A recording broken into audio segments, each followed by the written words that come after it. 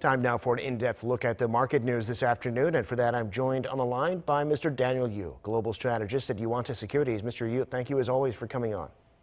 Thank you for having me today. Well, U.S. stocks overnight, despite fears of a second wave of the virus, closed higher. The Nasdaq in particular is at a new all-time high. What's the story in the global markets?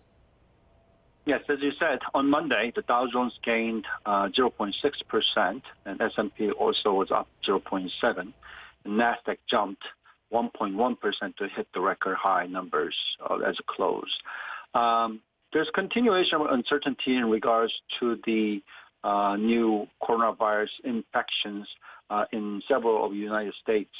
And Texas governor declared that the coronavirus spreading is at an unacceptable rate, warning that additional measures has to be there in order to contain the spread of virus. Despite all these concerns, though, we saw quite significant rise. And also, even today, the futures market seems to be rebounding quite rapidly at this point. There was some confusion regarding the comments from the trade advisor, Pierre Navarro, saying that the deal was over between U.S. and China. But the President Trump tweeted that the trade deal between U.S. and China is fully intact. And because of this, the market futures seems to be going up by about 0.5%. Also, a lot of the news coming out from Europe is indicating that the manufacturing and economic activities and the PMI numbers are all coming better than expected because of continuation of quite strong boosting measures that was done by European countries. So clearly, there's a signals of the concern about coronavirus versus continuation of recovery due to the strong boosting measures, and that is kind of pulling the market in each direction. All in all, it seems that the winner is that the market wants to go up further with these kind of news that the economy is recovering. Well, Monday's gain on Wall Street driving Korean stocks higher too. What happened today in the local markets? Local market today, as the U.S. market futures fell quite sharply to around minus 1.5% during the day. That resulted into Kospi started with strong numbers, but it fell to minus 0.8% as low as that, and then recovered at the end with the news coming from the U.S. saying that the deals between U.S. and China regarding the trade deal is still remain intact, and that has resulted into the market recovering.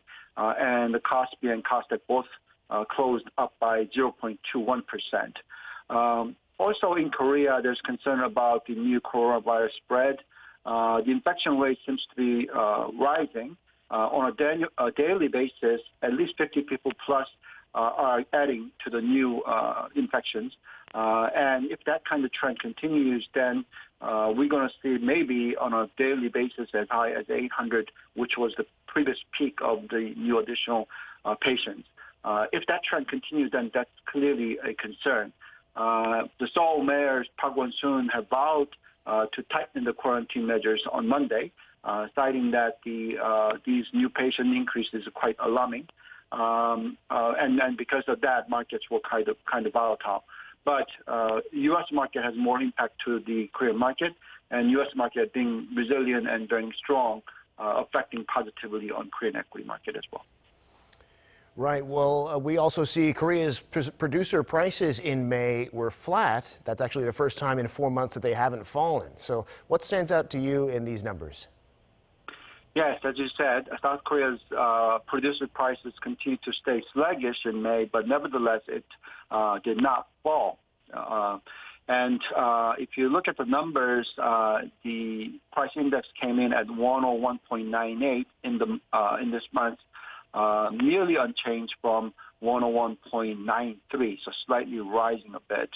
The main reason for that is because of the food prices.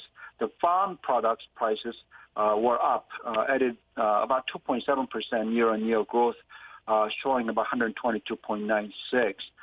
Clearly, the agricultural and livestock and fishery products all rose because of the increased consumption that was followed by the government's provisions of emergency relief funds. You already know that most of the Korean household received about 1 million won, about US dollar of $822 each. And some of these monies were spent, clearly affecting positively in terms of the prices. And so far, the government have used 12.7 trillion won out of the total package of 14.3 trillion won, and that was distributed to the individuals of Korea as end of May. So maybe the number is now too small to support this kind of demand. I think the government is trying continuously to do additional boosting measures in order to sustain the consumption until the export recovery comes through in the future. So far, as you already know, the global economy is shrinking, somewhere between 2 to 4% negative growth rate, and that affects negatively, obviously, on export of Korea. So we need to cover that up with a strong consumption, and clearly these boosting measures by the government is very important. And government has vowed to continue to do boosting measures in order to keep the economy going.